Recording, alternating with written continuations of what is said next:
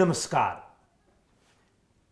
संसदमा संघीय संसदका सभामुख कृष्णबहादुर महरालाई यौन दुर्व्यवहारको आरोप लागेपछि उहाँले राजीनामा दिनुभयो।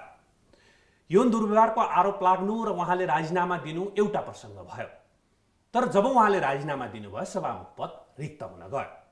सभामुख पद रिक्त भइसकेपछि त्यो रिक्त पदमा पदपूर्ति गर्ने संविधानले उपायहरू तोकेको छ।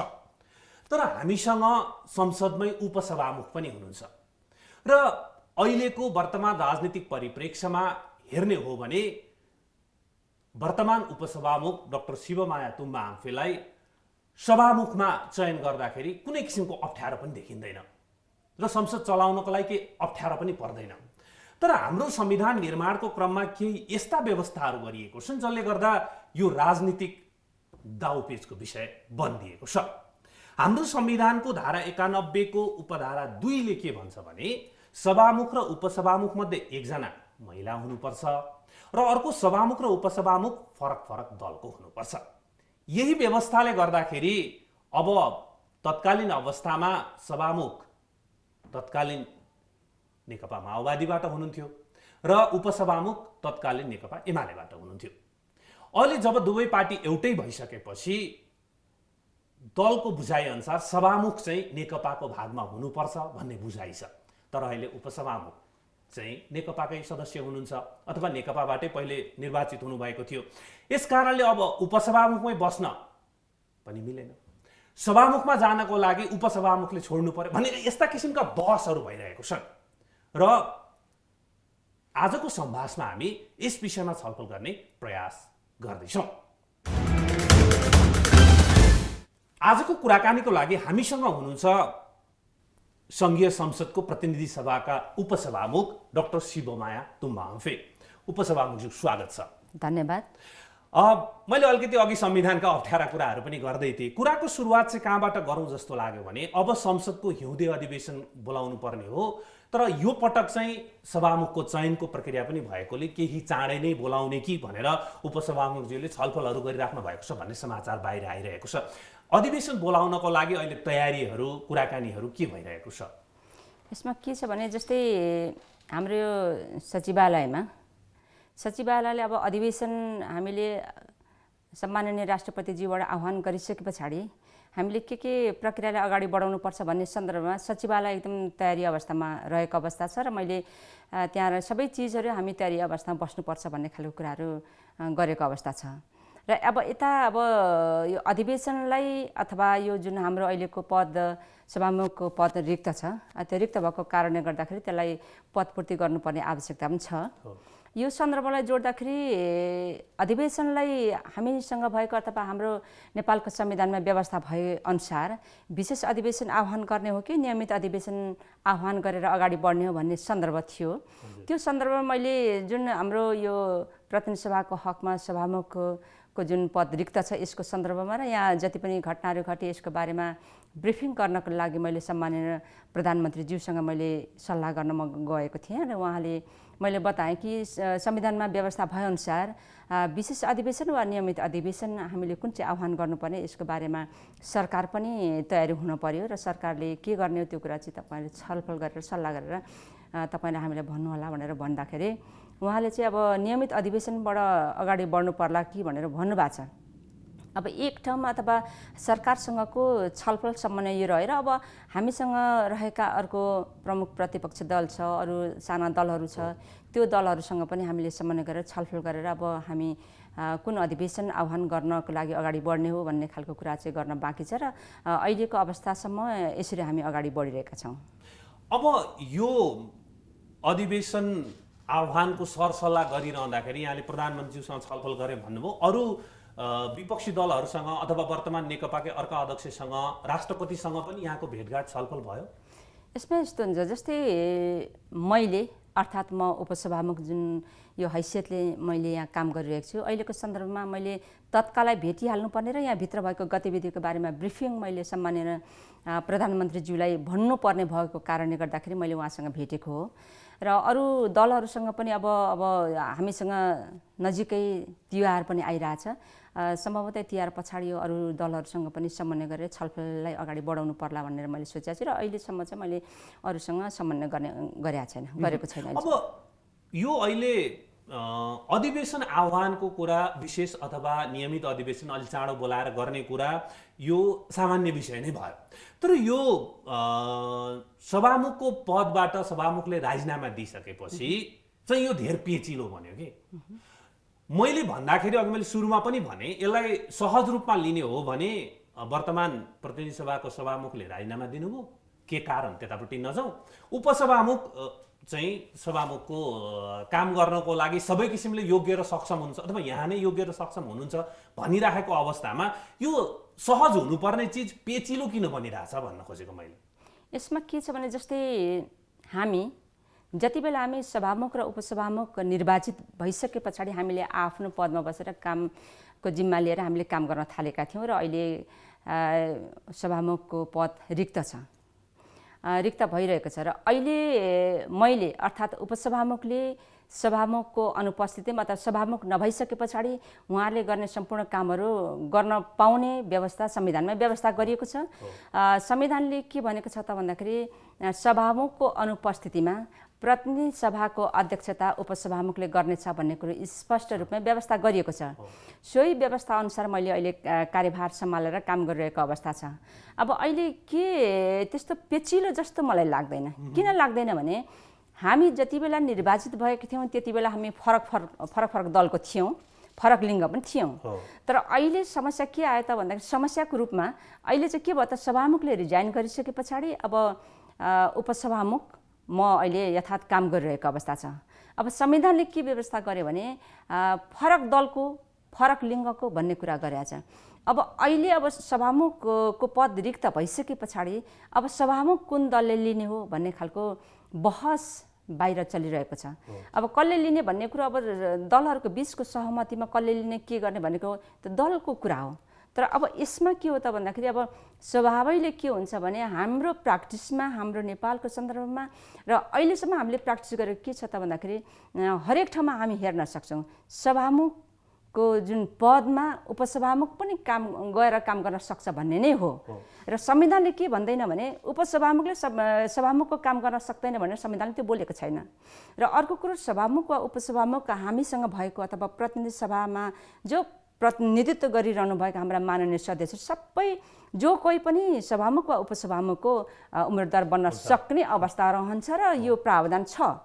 र अहिले पनि यहाँले जे बताउनु भयो अब उपसभामुखले सभामुखमा गएर के गर्ने नगर्ने भन्ने सन्दर्भमा अहिले ठ्याक्कै दलले के गर्ने भन्ने कुरा भनि नसकेको कारणले गर्दाखेरि अहिले दलले के भन्छ भनेर मैले पर्खेको अवस्था छ। र यसलाई खासै पेचिलो समस्या भन्ने कुरा हुन्न। किन हुन्न भन्दाखेरि संविधानले लेखेकै छ नि फरक दल हो फरक लिङ्गको भने चाहिँ त्यही अनुसार अगाडि जानुपर्छ र यहाँको दलले त्यो अनुसार अगाडि बढ्नुपर्ने हुन्छ। अब मैले चाहिँ भन्न खोजेको के भने यहाँले भनेको कुरा पनि प्रष्ट छ, संविधानको कुरा पनि प्रष्ट छ हैन। तर मैले अघि भनिरहेको छु यो पदमा अलिकति राजनीतिको बाङ्गोटिङ्गो खेल भइरहेको छ भन्न खोजिरहेको छु म चाहिँ। किन त्यसो भनिरहेको छु भने यहाँ संविधानले स्पष्ट तोकेको छ सभामुख एउटा दलको हुनुपर्छ, उपसभामुख अर्को दलको हुनुपर्छ, सभामुख एउटा लिङ्गको हुनुपर्छ, उपसभामुख एउटा लिङ्ग, यो प्रष्ट छ। यहाँले भर्खरै भन्नुभयो त्यो पनि प्रष्ट कुरा आयो हैन। अब सहज छ नि त। यसो हेर्दाखेरि के भयो भन्दा फेरि अर्को एउटा सत्य कुरा के हो भने जहाँ बहुमत छ संसदमा सत्तारूढ दलको, अझ यहाँ त 2/3 नजिक छ, त्यो बेलामा सत्तारूढ दलकै व्यक्ति सभामुख चयन हुन्छ। यसमा पनि कुनै विवाद रहेन।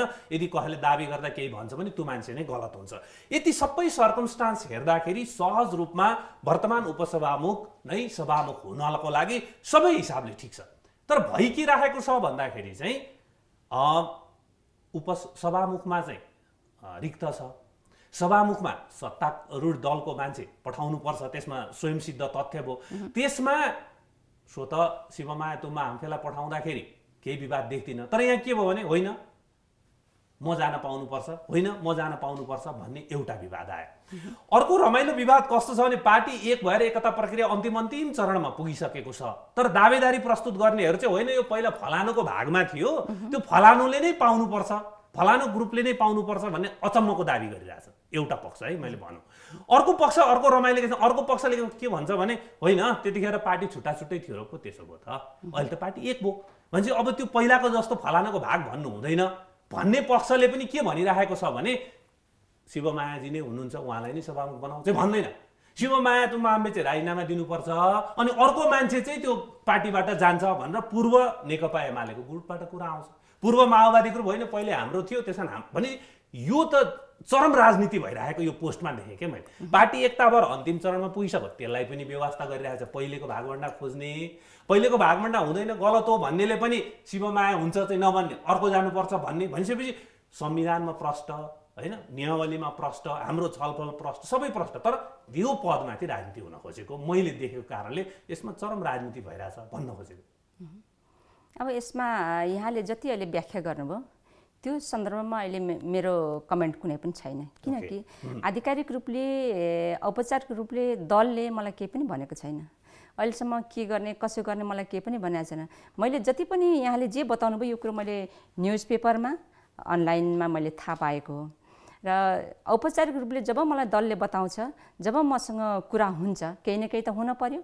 अनि त्यो भइसके पछाडि यो के हो भन्ने कुरा त्यस पछाडि चाहिँ मेरो प्रतिक्रिया आउँछ यसमा चाहिँ। तर समाचार चाहिँ के यहाँले भनिहाल्नु, समाचार चाहिँ के आयो भने प्रधानमन्त्रीसँग भेटघाटमा उहाँले होइन तपाईँको पक्षमा चाहिँ म सकारात्मकै छु, अलिकति पार्टीमा पनि माहौल बनाउनुपर्छ, अर्का अध्यक्ष प्रचण्डसँग पनि भेट्नुहोस्, कुरा गर्नुहोस् भन्नुभयो भन्ने कुरा चाहिँ समाचारमा बाहिर आइरहेको थियो। हो त्यही हो, मैले पनि भनेको त्यही हो। जस्तै मैले भनेको कुन अर्थमा भन्दाखेरि प्रधानमन्त्रीज्यूसँग मैले अघि पनि बताइहालेँ त्यो विषयमा मात्रै हामीले छलफल गरेको हो। अधिवेशनको सन्दर्भमा यहाँभित्र हामीसँग विधेयक पनि बाँकी छ 5वटा, जुन विधेयकलाई यहाँबाट हस्ताक्षर गरेर सम्माननीय राष्ट्रपतिज्यूमा हामीले प्रमाणीकरणको लागि पठाउनु पर्ने छ, त्यो पनि अझै हामीसँग बाँकी छ। त्यो विषयमा के गर्ने कसो गर्ने भन्ने विषय मैले सम्माननीय प्रधानमन्त्रीज्यूसँग छलफल गरेको हो, सल्लाह गरेको हो। बाँकी कुरा मसँग के पनि भएको छैन। जुन भएकै नभएको कुराहरू यहाँ हाम्रो मिडियामा आउँदाखेरि मलाई अचम्मै लागेको छ। कतिपय कुरो त अब माहौल क्रिएट गर्न पो लागौँ कि भन्ने हाम्रा मिडियाकर्मी साथीहरू हुनुहुन्छ, उहाँले पोजिटिभली उहाँले लिनुभएको छ, त्यो पनि राम्रै कुरा हो। किनकि कहिलेकाहीँ कस्तो हुन्छ भने बाहिरको माहौलले पनि यो राजनीतिक रूपलाई कहाँ लगेर टुङ्ग्याउने, के गर्ने, कसरी कहाँ कुन बिन्दुमा पुर्याउने भन्ने कहिलेकाहीँ त्यसले पनि महत्त्वपूर्ण भूमिका निर्वाह गर्छ। सम्भवतः यसैले हो कि हाम्रा मिडियाकर्मीहरूले कहिलेकाहीँ त्यस्ता कुराहरू लेखेको मैले देखेको छु र बेला बेला मेरो छलफल पनि गर्छु। तपाईँहरूको त एकदम राम्रो, तपाईँहरूसँग अथवा पत्रकार साथीहरूसँग एकदम राम्रो एन्टिना रहेछ, जसको कारणले गर्दाखेरि मलाई थाहा नभएको कुरो तपाईँ एकदम बाहिर व्यापक रूपमा ल्याइदिनु भएको छ। एकदम अहिले चाहिँ माहौल राम्रो बन्दैछ भन्नुभएको छ, तपाईँलाई धन्यवाद भनेर भनेको थिएँ मैले अस्ति एकपटक, त्यस्तो चाहिँ भएको थियो। अब एउटा प्रश्न चाहिँ यति लामो राजनीतिक जीवनमा आज आएर यत्रो महत्त्वपूर्ण सङ्घीय संसदको प्रतिनिधि सभाको उपसभामुख भइसक्दा पनि भनेको यो एउटा उपल्लो पद हो।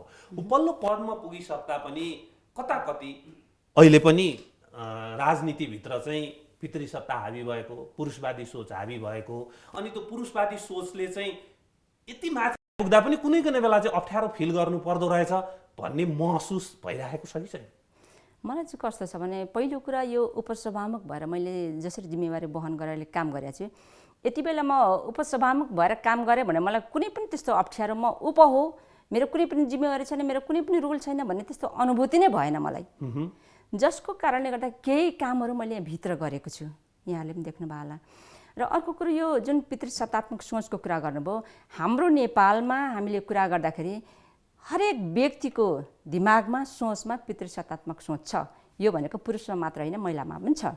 र हाम्रो अहिले म यो उपसभामुखको पदको हैसियतले भनिनँ कि एज म एउटा साधारण नागरिक हैसियतले मैले के भन्छु भने नेपालमा जबसम्म पितृसत्तात्मक सोच हाम्रो दिमागबाट बाहिर निस्किँदैन त्यति बेलासम्म महिला र पुरुषको बीचमा भएको जुन असमानता छ, विभेद छ, त्यसलाई समान रूपले अगाडि बढाउन सकिँदैन र हरेक ठाउँमा महिलाहरूको प्रतिनिधित्व हामी सहज ढङ्गले गराउन सक्दैनौँ भन्ने नै हो।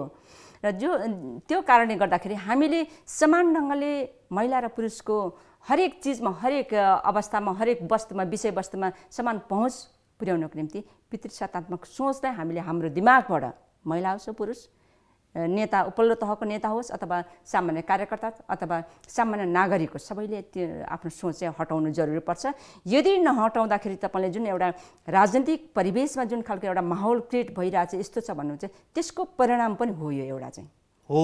त्यही भएर मैले नभए यस्तो हुँदैन थियो भने अहिले हामीले त छलफलै गर्नु पर्दैन त अस्ति नै आइसक्थ्यो कुरा कि अब उपसभामुखले सभामुख बन्नुहुन्छ अनि सभामुखमा के अरे उपसभामुखमा के गर्ने भोलि निर्णय गर्छ संसदले अथवा पार्टीले निर्णय गर्छ भन्ने सहज अभिव्यक्तिहरू आइसक्थ्यो।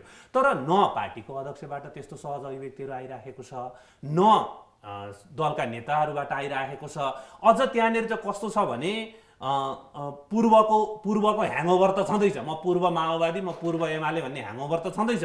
त्यो ह्याङओभरभित्र पनि म फलानु गुटबाट आएकोले यो गुटले पाउनुपर्छ, अनि त्यस पछाडि चाहिँ महिला भएकोले सभामुखमा चाहिँ के हो भन्ने खालको यस्ता किसिमका सोचहरू आउनुको पछाडि अहिले भर्खरै यहाँले व्याख्या गर्नुभएको हामीभित्र रहेको पितृसत्तात्मक पुरुषवादी सोच चिन्तन हुन्छ जुन महिला पुरुष दुवैमा छ व्याख्या गर्नु, त्यो कारणले यो आइरहेको छ। त्यसकारण मैले यहाँलाई सोध्न खोजेको नि 40औं वर्षको राजनीतिमा हामीले के भन्छौँ भने राजनीति राम्रोसँग चल्नुपर्छ, यो देश विकासमा लाग्नुपर्छ भनिरहँदाखेरि यति तमाम महिलाहरू जहाँ जनसङ्ख्या महिलाको जनसङ्ख्या बढी छ, यति तमाम महिलाहरू राजनीतिमा आइराख्नको लागि जति पनि अप्ठ्यारा तगाराहरू थिए नि त्यो कुरा त अहिले आएर एउटा तल्लो लेभलको कुरा छोड्दै माथिल्लो लेभलमा आइपुग्दा पनि उपसभामुख पोस्टमा बसेर नि मैले अझै पनि हाम्रो समाज यो खालको रहेछ, अझै पनि पार्टीभित्र यो खालको सोच हुँदो रहेछ भन्ने खालको मनस्थितिमा पुगिँदो रहेछ कि रहन्छ भनेर मैले खास जान्न चाहेको कारण त्यो थियो कि यसमा के छ भने जस्तै यही अवस्थामा पुगियो भन्ने कुरो अहिले भन्न अलिकति त्यो ठाउँमा हामी पुगेका छैनौँ।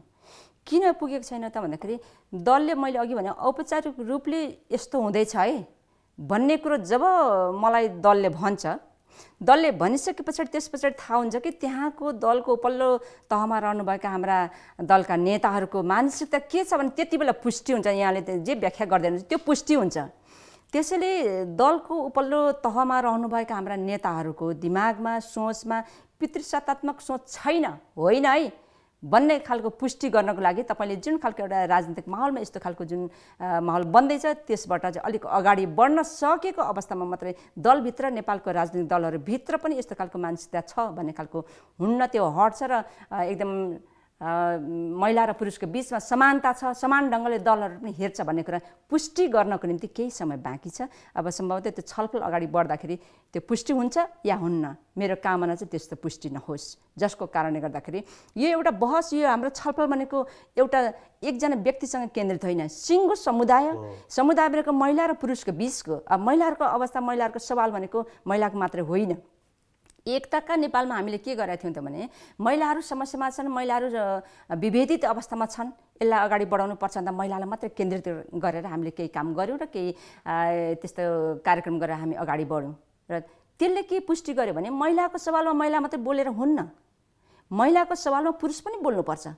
पुरुष बोल्नु भनेको अहिलेको दलको उपल्लो तहमा बसेका नेताहरूले पनि बोल्नु पर्यो, जसले चाहिँ महिला र पुरुषको बिचमा विभेदित अवस्था छैन भन्ने कुरो पुष्टि गर्ने अहिले एकदम अप्ठ्यारो अवस्था छ। त्यो अप्ठ्यारो अवस्थालाई सजिलो बनाउने अवस्थामा चाहिँ दलको नेताहरू पुग्नुपर्छ।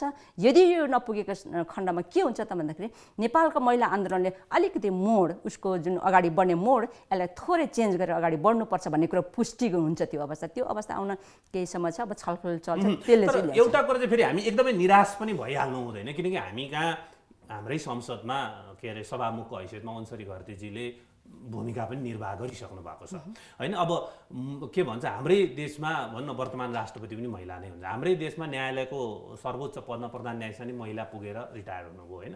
तर के छ भन्दाखेरि चाहिँ त्यो सहज रूपमा सक्षम हुन्छ, स्वतन्त्र हैसियतमा त्यहाँसम्म पुग्नुभयो अथवा होइन, पार्टीभित्रको म्यानेजमेन्ट, गुटगत म्यानेजमेन्ट, अनि त्यस पछाडि गएर पार्टीभित्रको चाहिँ रणनीति यसमा चाहिँ परेर पुग्नुभयो भन्ने कुरामा हामीले अलिकति सोच्नुपर्ने हुन्छ जस्तो लाग्छ। जस्तै अन्सरी घरतीजी पुग्नुभयो, विद्या भण्डारीजी पुग्नुभयो, वर्तमान राष्ट्रपति होइन, पुग्दाखेरि महिला स्वतन्त्र उहाँको मात्रै हैसियतले पुर्याउने काम भयो अथवा होइन त्यहाँभित्रको समीकरणले पनि काम गरेर उहाँहरू पुग्नुभयो भन्ने कुरालाई पनि हामीले निहाल्नुपर्छ। जसलाई निहाल्न सक्यौँ भने हामीले के हुन्छ भने हाम्रो उपल्लो तहको नेतृत्वमा महिलाप्रतिको सोच के हो अथवा महिलालाई अधिकार दिने विषयमा सोच के हो भन्ने कुरा प्रश्न हुन्छ। त्यसै गरी अहिले आएर फेरि अब यो उपसभामुखमा चयन भइरहँदाखेरि पार्टीभित्रैबाट फलानले दाबी गर्नु, फलान दाबी गर्नु भन्ने खालको अनेक कुराहरू आइरहँदाखेरि चाहिँ यसलाई किन सहज रूपमा स्वीकार नगरेको होला? हामी कहाँ यति सक्षम चाहिँ उपसभामुख हुनुहुन्छ, उहाँलाई सभामुख बनाऊ, प्रक्रिया त भइहाल्छ, प्रक्रिया त छ नि त, बनाउने पर्यो, बनाऊ। त्यसपछि अनि उपसभामुखमा अर्को व्यक्ति कुन पार्टीबाट हुन्छ गरौँ भन्ने कुरामा सहज रूपमा नगइराख्दाखेरि चाहिँ फेरि पनि यो सवाल उठेको हो। त्यही भएर मेरो अब अहिले यो प्रश्न सोधौँ कि नसोधौँ जस्तो लाग्छ। त्यसो भए यहाँको अहिले सभामुखको पदमा दाबीको विषयमा केही भनाइ छैन। संभासका प्रायोजक माछापुच्छ्रे बैंक लिमिटेड, सबल, उत्कृष्ट एवं विस्तारित।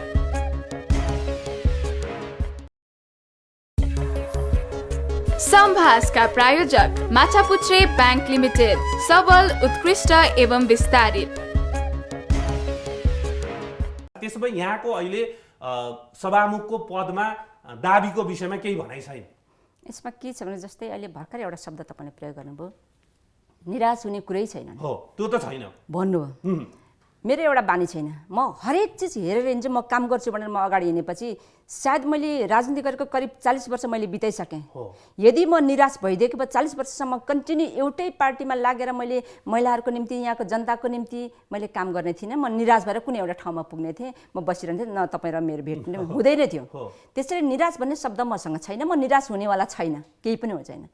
र अर्को कुरा अब के हुन्छ भन्ने सन्दर्भमा अब दाबी गर्ने कि नगर्ने भन्ने सन्दर्भमा अघि मैले भने औपचारिक रूपले दलको बिचमा छलफल भइसके पछाडि केही कुरो मलाई भन्नुपर्छ, उहाँहरू बताउनु होला कि राजीनामा गर्नु पर्यो, राजीनामा गर भन्ला, अथवा अब राजीनामा त सो त गर्नुपर्ने अवस्था रहन्छ। कुन अर्थमा रहन्छ त भने संविधानले के भन्ने त भन्दाखेरि यहाँले अघि भन्नुभयो सभामुख सत्तापक्ष लिन्छ नै, लिँदैन भने स्वयंसिद्ध तथ्य।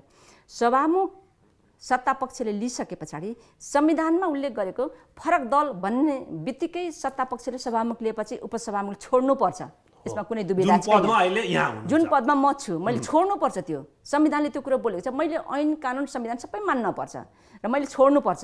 छोडिसके पछाडिको हैसियत के हुने त भने यहाँको जिज्ञासामा दलले जब मलाई भन्छ राजीनामा गरेपछि के हुने भन्ने कुरो प्रमुख प्रश्न हो। यसले के हुन्छ, यस पछाडि के हुन्छ, के जिम्मेवारी दिने भन्ने दलले मलाई जति बेला भन्छ त्यति बेला यो देशको जुन एउटा माहौल, यो देशले जुन एउटा परिकल्पना गरेको छ कि अहिलेकै उपसभामुख सभामुख बनोस् भनेर जुन खालको बाहिरको जुन आकाङ्क्षा मैले बुझिरहेको छु, अरूले भनिरहेको मैले सुनिरहेको छु, यो कुरालाई दलले कतिसम्म सम्बोधन गर्छ कि गर्दैन भने त्यो मैले हेरिरहेको छु। त्यसैले अघि मैले भने पर्खर हेर, मलाई दलले भनिसके पछाडि के गर्ने भन्ने कुरो त्यस पछाडि चाहिँ मैले भन्छु। र अर्को कुरो भर्खरै हामीले एउटा यो 7 प्रदेशका उपसभामुख र प्रतिनिधि सभाको उपसभामुख र राष्ट्रिय सभाको उपाध्यक्ष बिचमा एउटा बैठक गरेका थियौँ। मैले धेरै प्रयत्न गरेर करिब 1.5 वर्षसम्म तलको उपसभामुखहरूलाई कसरी इन्करेज गरेर उहाँलाई उपसभामुख मात्रै उपमै गरेर टुङ्गिने होइन, तपाईँहरू अपग्रेड गरेर अगाडि बढ्नुहोस्, अझै अगाडि बढ्नुहोस्, तपाईँको राजनीतिक जीवन छ, उमेर छ, हरेक चिज तपाईँहरूसँग छ, तपाईँ उपमा मात्र सभामुख बन्ने हैसियतमा तपाईँहरू अगाडि बढ्नुहोस् भन्ने खालको कुराहरू उहाँलाई मैले त्यो बैठकमा भनेको थिएँ। र त्यस पछाडि हाम्रो निष्कर्ष पनि के निस्केको थियो भने उपसभामुख चुप लागेर बस्ने पद होइन। उपसभामुख भन्ने बित्तिकै चुप लागेर बसेर मेरो रोल छैन, केही पनि छैन, चुप लागेर बस्दैन, हरेक चिज गर्न सक्नुहुन्छ। जुन चाहिँ ऐन कानुन संविधानभित्र बसेर तपाईँहरू काम गर्न सक्नुहुन्छ, हामी गर्न सक्छौँ। उपसभामुखले हामी गर्न सक्छौँ, क्रिएटिभ कामहरू गर्न सक्छौँ। त्यसका उदाहरण यो सँगै संसदमा मैले गरेको कुराहरू छन्, तपाईँले प्रशस्त देख्न सक्नुहुन्छ। त्यति बेला हामीले के भनेको छौँ भने उपसभामुखले सभामुखको पनि दाबी गर्ने क्षमताको विकास गर्नुपर्छ है। स्वतस्फूर्त रूपमा मैले सभामुख पद पाउने बित्तिकै मैले काम गर्न सक्छु यस्तो होइन। त्यो सँगै हामीले के भनेको छौँ भने सभामुखको पद अथवा सभामुखको हैसियतले काम गर्नको लागि आफ्नो क्षमताको वृद्धि गर, आफूलाई अपग्रेड गर, आफूलाई अपडेट गर्दै लैजाऊ, हरेक चिजमा अरूसँग प्रतिस्पर्धीसँग टिक्न सक्ने क्षमताको विकास गर, अब्बल दर्जाको प्रतिस्पर्धी बन। त्यति बेला मात्रै यहाँ अहिलेको नेपालले यहाँका जनताले चाहेका, महिलाहरूले चाहेको कुरा चाहिँ अनि मात्रै पाउन सक्छन्। त्यसको निम्ति सबभन्दा पहिला आफू रेडी बन भन्ने खालको हामीले निष्कर्ष निकालेका छौँ। त्यसैले अब के हुने भन्ने सन्दर्भमा त्यो हाम्रो निर्णय छ, हाम्रो निष्कर्ष छ, त्यो निष्कर्षले पुष्टि गर्छ अब के हुन्छ भन्ने कुरा। अब त्यो औपचारिक रूपले छलफल भइसके पछाडि त्यही कुरा चाहिँ हुन्छ होइन। यो यहाँले एकदम सही कुरा गर्नुभयो। यो उपको भूमिकाको विषयमा त म त भन्दैछु अब फेरि अर्को चुनाव जब नजिक आउँछ यो बहस एकदम घनीभूत हुनेवाला छ। किन भन्दा यो पटक धेरै महिला नेत्रीहरू उपमा हुनुहुन्छ, उपाध्यक्ष भनेर गाउँपालिकामा हुनुहुन्छ, अब नगरपालिकाहरूमा चाहिँ उपमेयर भनेर हुनुहुन्छ होइन, त्यसरी हुनुहुन्छ। अब अर्कोचोटि उहाँहरूको दाबी रहन्छ उपाध्यक्षहरू महिलाको अध्यक्षमा दाबी रहन्छ, उपमेयर महिलाको मेयरमा दाबी रहन्छ। भनेपछि जब अब अर्को चुनाव आउँछ स्थानीय तहको, त्यतिखेर त झन् घनीभूत छलफल हुनेवाला छ। त्यतिखेर पनि फेरि यो अहिलेको जुन हामी पितृसत्तावादी सोच र मानसिकताको कुरा त्यसले काम गरेर सकेसम्म फेरि पनि अर्कोचोटि पनि महिलालाई उपमै थन्काउने अथवा उप नै दिने भन्ने खालको निर्णय आउन सक्छ। त्यतिखेर वर्तमान उपमा रहनुभएका महिला नेत्रीहरूले एकदम जोरदार आवाज उठाउनु हुनेछ। यो प्रश्न देखिसक्यो, अहिले नै प्रक्षेपण गर्न सकिन्छ, किनकि उहाँहरू सबैजना सक्छन्। जसरी यहाँले भन्नुभयो, सबै उपसभामुखहरूले आफ्नो काम यसरी गर्नु पर्यो, यति क्षमतावान हुनु पर्यो कि स्वतः समाजले भनोस् अथवा नेतृत्व पङ्क्तिबाट पार्टी पङ्क्तिबाट के आओस् भने she is capable for chair भन्ने आओस् भन्ने हो नि त त्यो कुरा। भनेपछि त्यो पदमा हिँडिराख्नु भएको छ महिला नेत्रीहरू होइन। त्यसले गर्दाखेरि यो झन् घनीभूत छलफल हुनेवाला छ। यो अहिलेको त यो विशेष कारणवश निस्केर यो हामी छलफल गरिरहेका छौँ। अब एक दुईवटा कुराहरू जस्तै अलिकति राजनीतिमा चाहिँ अपराधीकरणको कुरा होइन, राजनीतिभित्र राजनीतिक नेतृत्वको आडमा अपराधलाई ढाकछोप गर्ने कुराहरू एकदम हामी कहाँ चलिरहन्थ्यो, भइरहन्थ्यो। अहिले एक दुईवटा प्रकरणमा चाहिँ होइन, कानुनको अगाडि सबै समान छन्। जस्तै अब वर्तमान सभामुखकै प्रकरण कुरा गरौँ अथवा नेपाली काङ्ग्रेसका सांसदको रौतहटको घटनाको कुरा गरौँ, यो गर्दाखेरि होइन कानुनको नजरमा समान छ नै, कानुनले गलत गरेको कसलाई पनि कहिले पनि छोड्दैन भन्ने खालको एउटा सन्देश दिइरहेछ। रुल अफ लको एउटा पोजिटिभ सन्देश गइरहेको छ र संसद भएकै व्यक्तिहरू पनि अदालतमा उपस्थित हुने, अदालतले दिएको निर्णय पछाडि रिहाई हुनेछ भने रिहाई हुने अथवा सजाय छ भने सजाय भयो, यो खालको काम अलिकति सुरु भइरहेको छ। यसलाई संसदभित्र अबको अधिवेशनमा घनीभूत छलफल पनि होला। संसदभित्र रुल अफ ल हुनुपर्छ, हामीले बनाएका हामीले मान्नुपर्छ भन्ने विषयमा कसरी गयो भनेदेखि अझ जनविश्वास कायम हुन सक्छ संसदभित्रको छलफलमा चाहिँ। यसमा तपाईँको कुरालाई थोरै म आफै करेक्सन गर्छु। कुन चिज हो भने जस्तै राजनीतिभित्र राजनीतिक अपराधीकरण भन्नुभयो नि, त्यसलाई अलिकति के भन्नु पर्यो भने राजनीति आफै अपराधी हुन्न क्या।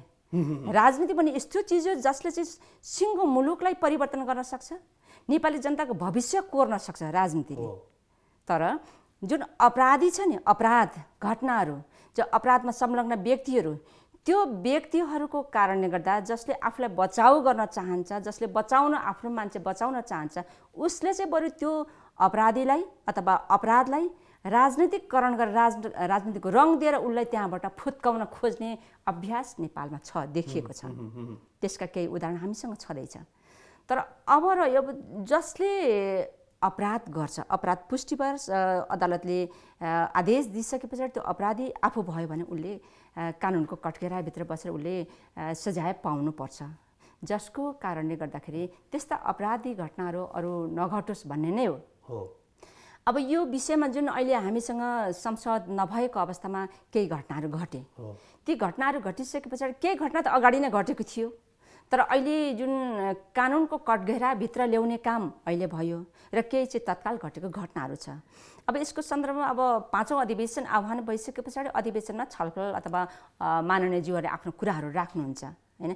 यो भनेको के हो त भन्दाखेरि कुनै पनि अपराधलाई राजनीतिकरण गर्न मिल्दैन, हुँदैन र अपराधै हो, अपराध कानुनको अगाडि क्षम्य हुन्न।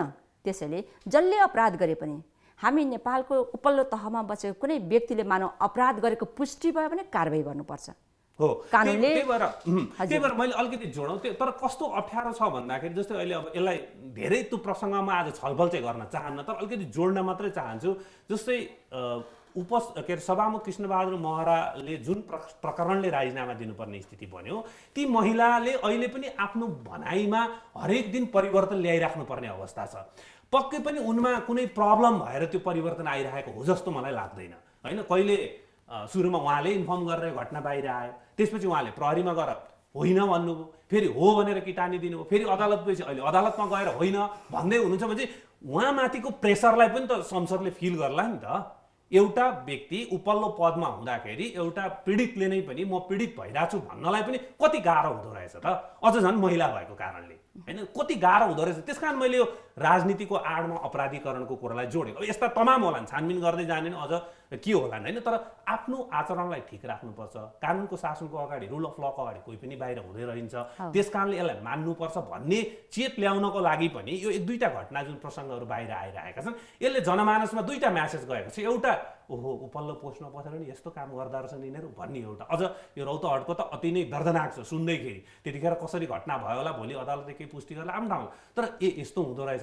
अर्को फेरि त्योभन्दा जबरदस्त के गइरहेको छ म्यासेज भने कानुनको अगाडि जति वर्ष पुरानो भए पनि जति ठुलो पदमा बसे पनि कोही पनि बाँकी उम्किँदा रहन्छन् भन्ने जुन म्यासेज गएको छ, यसलाई राजनीतिक नेतृत्वले, पार्टीले, सरकारले राम्रोसँग बुझ्यो भनेदेखि चाहिँ भोलिको लागि राम्रो हुन्छ नि त, संसदको लागि पनि राम्रो हुन्छ नि त। त्यो हिसाबले चाहिँ अलिकति घनीभूत छलफल गरेर यसमा चाहिँ जानुपर्छ कि नभएदेखि फेरि रोशनीजी जस्तो एक दिनमा बोली फेर्नुपर्ने दबाब परिरहेको छ। आज रोशनीको संरक्षणको कुरा उठिरहेको छ, त्यो खालको स्थिति छ नि त। त्यो पोस्टमा भएको कारणले नि, अरूमा त त्यस्तो हुँदैन नि त। हो, त्यो कारणले चाहिँ अपराधभित्रको, राजनीतिभित्रको अपराधीकरणलाई चाहिँ अझ छ्याङ्ग पार्न सक्यो भने सङ्घलिएका मान्छेहरू संसदभित्र प्रवेश गरे भनेदेखि अझ राजनीति सङ्घलेर जान्छ नि त। राजनीतिभित्रको अपराधीकरण होइन क्या, अपराधीकरणलाई चाहिँ त्यसलाई संरक्षण गर्न राजनीतिक रूपले प्रयोग गरेको कुरा चाहिँ भनेको राजनीतिको आडमा राजनीतिक आडमा त्यो अपराधलाई लुकाउन खोज्ने प्रवृत्ति हामीसँग छ, अघि पनि भने हामीसँग छ। तर त्यो राजनीतिले अपराधीकरण गरेको होइन। अपराधीकरण जहाँ अपराधहरू भइरहेछ त्यस्तै राजनीतिको आडमा त्यसलाई ढाकछोप गर्ने जुन हाम्रो जुन प्रचलन छ, प्रचलन नै भनौँ, यस्ता घटनाहरू धेरै छन्। मैले जति बेला मैले अधिकारको क्षेत्रमा काम गर्दाखेरि धेरै जस्तो त्यस्तो केसहरू खालि राजनीतिक आडमा त्यसलाई ढाकछोप गर्ने गरिन्थ्यो। त्यसलाई राजनीतिको आडमा त्यस्तो कुरा ढाकछोप गर्ने नगरौँ भन्ने खालको हामीले धेरै अभियानहरू चलाएको पनि थियो।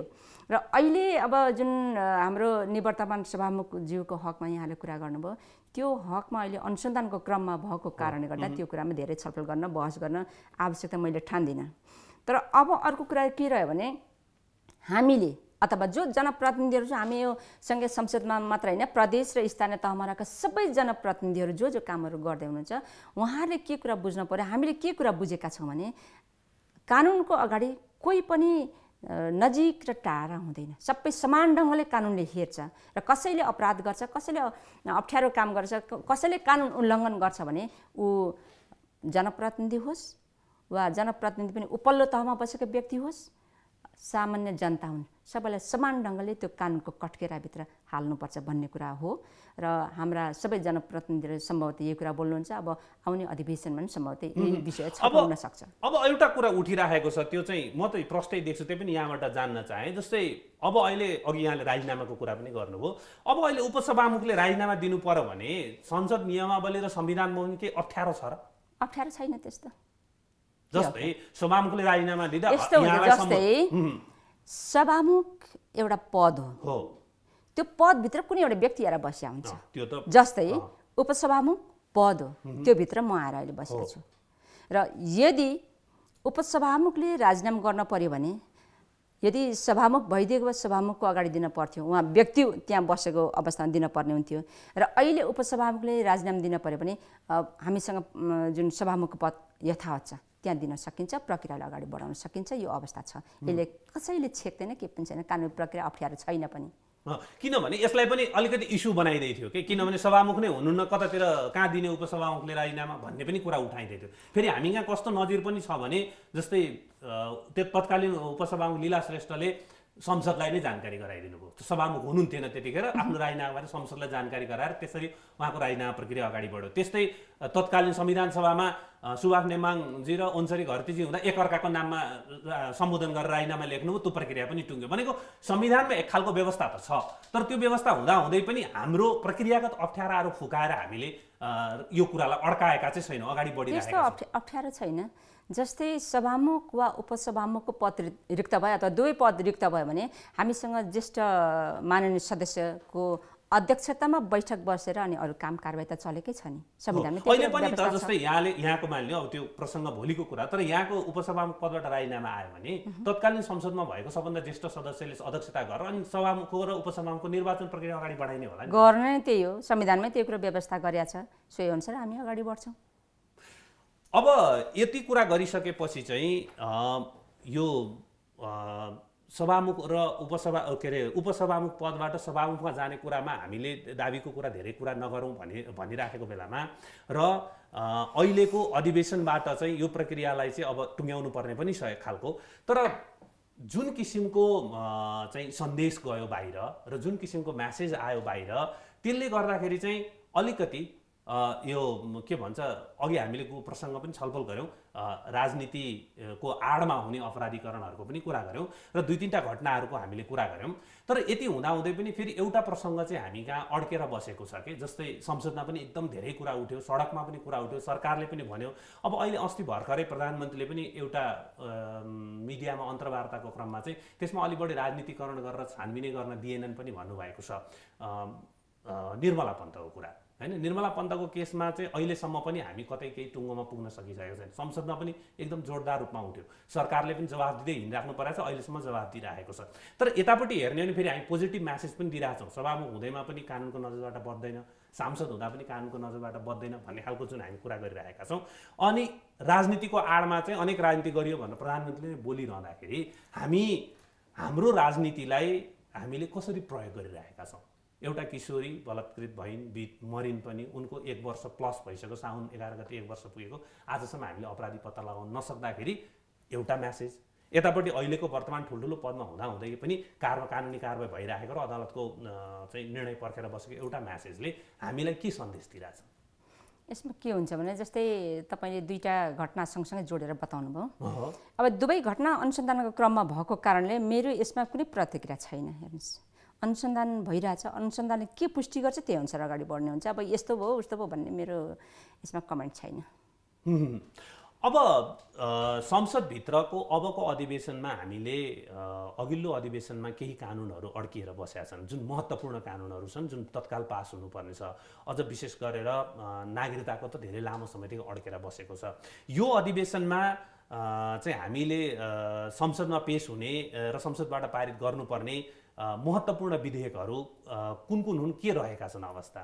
यसमा के हुन्छ भने यो सभामुख र उपसभामुखको रोल भनेको त्यहाँभित्रको प्रक्रियालाई अगाडि बढाइदिने। अब विधेयक सबै महत्त्वपूर्ण हुन्छन्, कुन महत्त्वपूर्ण कुन कम महत्त्वपूर्ण भन्ने त्यस्तो फरक चिज हुन्न, किनकि हामीले विधेयकलाई पारित गरेर ऐन बनाउँछौँ। प्रत्येक नागरिकको निम्ति बराबरीको हुन्छ, अथवा यो महत्त्वपूर्ण त्यो कम महत्त्व भन्ने कुरा हुन्न। त्यसैले विधेयकको सन्दर्भमा विधेयक हामीले अहिले 29वटा विधेयकहरू चाहिँ विचाराधीन छन्, जुन विषयगत समितिहरूमा छ। त्यो विषयगत समितिले छलफल गर्दैछ। यहाँले जुन भर्खरै एउटा नागरिकताको विधेयकको सन्दर्भमा उकाउनु भएको छ, त्यो पनि विषयगत समितिले छलफल गरिरहेको अवस्था छ। अब त्यो महत्त्वपूर्ण ठानेर नै लामो समयसम्म बहस गर्नुभएको छ, उहाँले छलफल गर्नुभएको छ, दफावार छलफल गर्दै अगाडि बढ्नु भएको छ। त्यसलाई अब सबैले मान्ने गरी, सबैको निम्ति ग्राह्य बन्ने गरी, सबैको निम्ति आहा यो त मेरो लागि बन्यो नि भन्ने बनाउनको निम्ति उहाँले एकदम दफावार छलफल गर्दै हुनुहुन्छ। अब सबै विधेयकहरू त्यस्तै हुन्छ र कुन चाहिँ महत्त्वपूर्ण कुन चाहिँ कम महत्त्व भन्ने त्यस्तो हुन्न र त्यसरी अगाडि बढिरहेको अवस्था छ। अब सम्भवतः यो अहिले जति पनि हामीसँग विचाराधीन रहेका विधेयकहरू छन्, त्यो 5औँ अधिवेशन प्रारम्भ भएपछि त्यहाँ छलफल हुन्छ। छलफल भइसके पछाडि अब त्यसलाई प्रक्रियालाई अगाडि बढाउने काम चाहिँ सभामुख र उपसभामुखको हुन्छ। संभासका प्रायोजक माछापुच्छ्रे बैंक लिमिटेड, सबल, उत्कृष्ट एवं विस्तारित।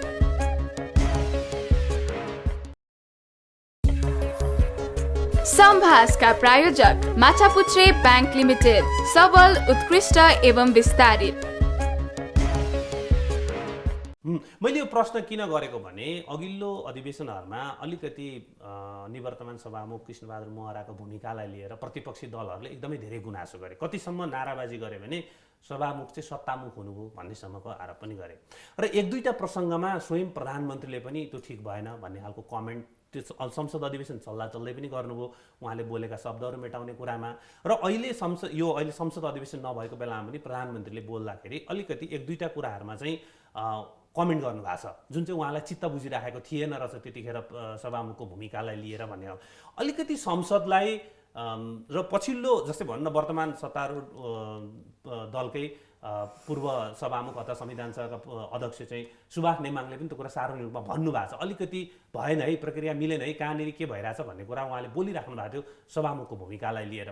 हामी संसदमा सरकारलाई पनि सहज छ, 2/3को मेजोरिटी छ, सरकार पनि बलियो छ, सबै हिसाबले बलियो छ। तर भने जस्तो कानुनहरू ल्याउने विषयमा अथवा सरकारलाई चाहिँ संसदमा सहज बनाउने कुरामा अथवा विपक्षी सानो हुँदाहुँदै पनि हामीलाई धेरै अन्यायमा बोल्नुपर्ने कुराहरू आइरहँदाखेरि चाहिँ कताकति विगतमा भन्दा अलिकति संसद सञ्चालनको विषयमा कमजोरी भएको हो कि भन्ने मिडियामा पनि आएको थियो र बाहिर टिप्पणी पनि भयो। त्यो स्थिति बन्नुको पछाडिको कारण के, जसलाई अबको अधिवेशनमा चाहिँ सच्याउन सकियोस्? यस्तो हुन्छ, भने जस्तो कानुन ल्याउन भन्नु पनि, भने जस्तो कानुन ल्याउन मुख्य अथवा त्यो कानुन कस्तो ल्याउने भन्ने प्रारम्भिक चरण त सरकारमै रहन्छ। ड्राफ्ट गर्ने सरकार हो, सरकारको विषयगत मन्त्रालयहरू हुन्छन्, त्यो मन्त्रालयले चाहिँ विधेयक ड्राफ्ट गरेर यता क्याबिनेटले पास गरेर यता संसदमा ल्याएर दर्ता गरेर प्रक्रियालाई अगाडि बढाउनु पर्ने हुन्छ। भने जस्तो कानुन ल्याउनको निम्ति सरकारले नै पहल गर्नुपर्छ, सरकारकै तर्फबाट यो कुरा अगाडि आउनुपर्छ, एउटा चिज। र अर्को भनेको संसदमा आएर त्यो सचिवालय आएर दर्ता भइसके पछाडि भने जस्तो कानुन बन्नको निम्ति प्रत्येक माननीय सदस्यहरूको भूमिका महत्त्वपूर्ण हुन्छ। उहाँहरूले चाहिँ छलफलमा विभिन्न विषयमा बहसमा भाग लिएर सरकारवालाहरूसँग छलफल गरेर कस्तो भने जस्तो हामीले चाहे जस्तो, नेपाली जनताले चाहे जस्तो हामीलाई उपयुक्त हुने कानुन हामी बनाउँछौँ भने उहाँहरूले छलफल गर्नुहुन्छ। त्यो छलफललाई प्रक्रियामा अगाडि बढाइदिनु पर्ने हुन्छ एउटा। र अर्को प्रसङ्ग जुन उठाउनु भयो, अब रोल प्ले गर्दा के भयो भन्ने सन्दर्भमा त्यहाँभित्र खासै मैले यो गर्छु त्यो गर्छु भन्ने त्यस्तो अवस्था रहँदैन सभामुख वा उपसभामुखको। सरकारले जस्तो बिजनेस दियो त्यो बिजनेसले अगाडि बढाइदिनु पर्ने थियो, त्यसलाई त्यो प्रक्रियालाई अगाडि बढाइदिनु पर्ने हुन्छ। अब त्यहाँ ठ्याक्कै यो काम गर्छु त्यो काम गर्छु त्यस्तो हुन्न कि, खालि प्रक्रियालाई अगाडि बढाइदिने सन्दर्भमा प्रारम्भिक चरणमै सरकारबाट कस्तो विधेयक लिएर आउने। तर संसदभित्रको मैले संसद सञ्चालनको विषयमा जस्तै भन्छ कि नियमावलीले भने एकजना मात्रै सांसद उठेर पनि केही कुरा भन्न खोजिरहेका छन्, संसद अधिवेशन उसको कुरा सुनेर मात्रै अगाडि बढाउनुपर्छ भन्छ।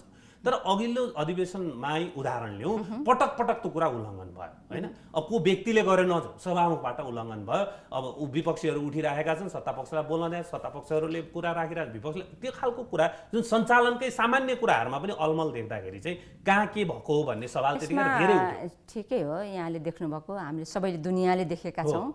त्यो बैठक सञ्चालन गर्ने क्रममा एउटा घटना यस्तो घटेको थियो, मलाई पनि थाहा छ। प्रमुख प्रतिपक्षी दलका माननीय सदस्यहरू उठिरहनु भएको थियो, त्यति बेला सत्तापक्षको माननीयज्यू पनि उठ्नुभयो। अब त्यसमा आफ्नै खालका कुराहरू छन् त्यहाँभित्र पनि, के भन्नुभयो मैले पनि के जानकारी गराउनुपर्छ भन्ने मैले आवश्यकता ठाने भनेर उहाँ उठ्नु भएको थियो सत्तापक्षको माननीयज्यू। र प्रमुख प्रतिपक्ष चाहिँ आफ्नो ठाउँमा उठिरहनु भएको छ, उहाँले अवरोध गरिरहनु भएको थियो, त्यो एउटा घटना घटेको थियो। र अर्को कुरो, अब यस्तो हामीले गर्न मिल्दैन अथवा सभामुख अथवा उपसभामुखले चेयर गरिरहेको अवस्था पनि हाम्रो नियमावलीमा त्यस्तो उल्लेख गरेर चाहिँ गर्नुहुन्न थियो, तर भयो। तर अब हामीले के सिक्नुपर्छ भने वर्तमान अवस्थामा केही घटनाहरू घट्छन्, केही त्यस्ता कामहरू हुन्छन् जुन काम चाहिँ हामीले गर्न मिल्दैन थियो, गर्न हुँदैन थियो भने आगामी आउने दिनमा त्यो कुरालाई दोहोऱ्याउनु हुन्न भन्ने नै हो। र अब हामीले यो संसदभित्र यो सभामुख उपसभामुखले प्रभावकारी भूमिका कसरी निर्वाह गर्ने सन्दर्भमा चाहिँ आफ्नो भूमिका के हो भन्ने कुरा चाहिँ बुझ्नुपर्ने हुन्छ। त्यहाँभित्र बैठक सञ्चालन गर्दाखेरि के काम गर्न हुने र के काम गर्न नहुने कुरा पनि क्लियर हुनुपर्छ। कहिलेकाहीँ त्यस्तो भयो, मैले देखेको छु योभन्दा अगाडि त्यस्तो भएको थियो, र अब आउने दिनमा त्यस्तो गर्नुहुन्न भन्ने कुरा हामी त्यहाँबाट पाठ सिक्नुपर्छ। र हामीले यो पाठ सिक्नु भनेको हामी सङ्घीयतामा गइसके पछाडि प्रदेश सभा छ, प्रदेश सभालाई पनि हामीले केही कुरा चाहिँ आफ्नो अनुभव प्रदान गर्ने सन्दर्भमा यो कुरालाई पनि यहाँले अहिले भर्खर फेरि पनि प्रदेश सभाको कुरा गर्नु, अघि प्रदेश सभाको उपसभामुखहरू हामी सङ्घीय संसदको राष्ट्रिय सभाको उपाध्यक्षहरू बसेर छलफल गऱ्यौँ भन्नुभयो। यो खालको समस्या अनुभवजन्य कारणले उत्पन्न हुने समस्याहरू प्रदेश सभाहरूमा पनि रहेको पाइयो छलफलका क्रममा? तल प्रदेश सभामा यस्तो समस्या भयो भन्ने खालको मैले सुनेको छुइनँ। मैले मात्र के भने हामीले यो संसद सञ्चालन गर्ने सन्दर्भमा यदि त्यस्तो राम्रो खालको अनुभव हामीसँग छ भने तल प्रदेश सभासँग हामीले सेयर गर्नुपर्छ, जुन अनुभव आदान प्रदान गर्नुपर्छ भन्ने सन्दर्भ जोड्न खोजेको। यदि त्यस्तो जस्तै हामीले त्यस्तो मिस्टेक गरौँ, मिस्टेक भयो भने त्यसलाई सुधार गर्नुपर्छ। हेर्नुहोस्, मिस्टेक भयो भने सदियौँसम्म यही मिस्टेक भयो त्यसैले हामीले भनिरहनुपर्छ भन्ने होइन। मिस्टेक भयो त सुधार गर्न पऱ्यो नि, सुधार गर्न हामी तयार बन्नु पऱ्यो, हामीले सुधार गर्नु पऱ्यो, अगाडि बढ्नु पऱ्यो। तर यदि प्रदेश सभामा त्यस्तो भयो भने होइन है यस्तो मिस्टेक हुन्छ, यसो गर्नुहुन्न, यसो गर्नुपर्छ भनेर हामी यो कुरा चाहिँ आफ्नो अनुभव चाहिँ सेयर गर्न सक्छौँ भन्ने सन्दर्भमा यो कुरा मैले। अब हामी अन्तिमतिर छौँ। जस्तै निवर्तमान सभामुख कृष्णबहादुर महराले पनि अथवा आफ्ताब आलमजीले पनि जसलाई आरोप लाग्छ नि, उहाँहरूले चाहिँ एउटा वाक्य बोलिराख्नु भएको छ कि त्यस्तो हुन्छ कि हुँदैन भनेर मात्रै मैले जान्न चाहेको। म विरुद्ध षड्यन्त्र हो भन्नुहुन्छ कि अपराध गरेको हो, सजाय पाउनु पर्ने पनि हो नै हो हुन्छ, तर कहाँबाट चाहिँ म विरुद्ध षड्यन्त्र भयो भन्ने एउटा शब्दावली निस्किन्छ होइन। अब मेरो त्यतिखेर के भन्छ भन्दा आफ्ताब आलमजीकै कुरा गरौँ न, त्यतिखेर सरकार प्रमुख भनौँ न, प्रधानमन्त्री पनि कङ्ग्रेसकै हुनुहुन्थ्यो, गृहमन्त्री पनि कङ्ग्रेसकै हुनुहुन्थ्यो, उहाँ काङ्ग्रेसकै सांसद, मिलो होला, मिलाउनु भयो होला भनौँ, एउटा अनुमानको कुरा गरौँ, अथवा के भयो होला। अब अहिले आएर चाहिँ त्यसलाई स्पष्ट रूपमा छानबिन गरेर अदालतको आदेश पाउने प्रहरीले छानबिन गर्दाखेरि उहाँले म विरुद्ध षड्यन्त्र भयो भन्दै हुनुहुन्छ। यतापट्टि कृष्णबहादुर महराजी पनि म विरुद्ध षड्यन्त्र भयो भन्दै हुनुहुन्छ। अपराध भएको कुरा रोशनजीको पटक पटकको बयानले पुष्टि भइसक्यो। कति हदसम्मको भयो भोलि थप छानबिनले आउला त्यतापट्टि तर भइसकेपछि म विरुद्ध षड्यन्त्र भयो भन्ने जुन शब्दावली आउँछ नि, राजनीतिमा त्यस्तो पनि हुन्छ। गुट विरुद्ध, यो विरुद्ध, ऊ विरुद्ध, उसलाई झार्ने, उसलाई खसाल्नको लागि चाहिँ अन्य किसिमको हत्कण्डा प्रयोग गरेर चाहिँ उसको चरित्र सिद्ध्याउने। यसमा मैले के भन्छु भने जस्तै उहाँहरूले जुन म माथि एउटा अथवा म प्रति एउटा षड्यन्त्र भयो भन्ने खालको जुन कुरा गर्नुभएको छ, त्यो उहाँहरूले कुन सन्दर्भमा कसरी भन्नुभयो त्यसको जवाफ मसँग छैन। सम्बन्धित व्यक्तिले षड्यन्त्र भयो भन्नुहुन्छ, उहाँले पुष्टि गर्नुपर्छ, यो कारणले म माथि षड्यन्त्र भयो भने उहाँले पुष्टि गर्नुपर्ने हुन्छ। अर्को कुरो जस्तै आलमजीको जुन कुरा गर्नुभयो, अब यतिकै कुरा डिसमिस भयो होला, किन सबै काङ्ग्रेस भएको घटना घटेको थियो भन्ने कुरा गर्नु। कुनै पनि केस अदालतसम्म पुगिसके पछाडि, अनुसन्धानको क्रममा प्रवेश गरिसके पछाडि त्यो के हो भन्ने कुरो छानबिनको दायराभित्र छिरिसके पछाडि त्यसलाई अन्तिम फैसला गर्ने काम अदालतले गर्छ र अदालतले जे पुष्टि गर्छ, जे आदेश दिन्छ त्यही हो अन्तिम कुरा। त्यो पर्खिनु पर्ने जरुरी पर्छ।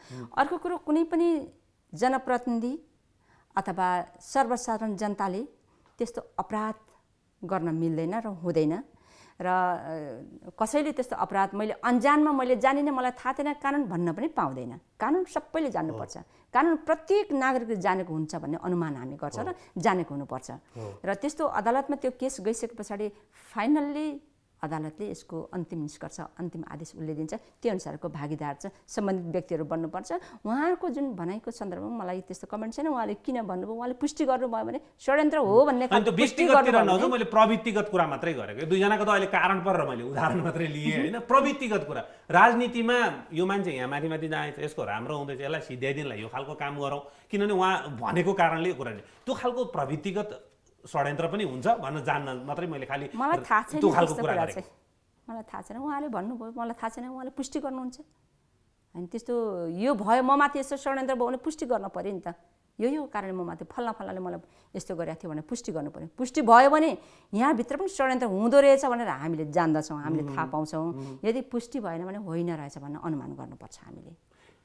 रोशनजीसँग यहाँको भेटघाट त भएको छैन? हाम्रो स्टाफ हो, पहिले भेट हुन्थ्यो। यो घटनापछि थाहा छैन मलाई, भेट भएको छैन। किनभने उहाँ चाहिँ घटना घटिसकेपछि उहाँ 7 दिनको लागि काजमा जान्छु भनेर निवेदन दिएको थियो अरे। मैले त्यहाँ बुझ्दा खोइ त सचिवालयमा दिएको थियो अरे। खोइ हाम्रो रोशनी खोइ भन्दाखेरि म काजमा चाहिँ 7 दिनको बिदा लिएर जानु भएको छ भनेर मलाई सुनाएको थियो। अरू त्यस पछाडि भेट भएको छैन मलाई। किनभने यो घटना भएपछि एउटा आवाज उठेको, खोइ त त्यत्र महिला नेत्रीहरू हुनुहुन्छ, एकजना महिलालाई अब गाह्रो पर्दाखेरि बोल्नु भएन भन्ने खालको कुरा पनि आएको थियो कि। त्यसकारण मैले संसदकै कर्मचारी हो, यहाँ संसदको उपसभामुख भएकोले भेटघाट हुन्छ कि हुँदैन भनेर जान्न मात्रै चाहेको। त्यस्तो होइन, यस्तो हुन्छ अनुसन्धानको क्रममा प्रवेश गरिसके पछाडि त्यसलाई हामीले चासोको विषय बनाउन मिल्दैन।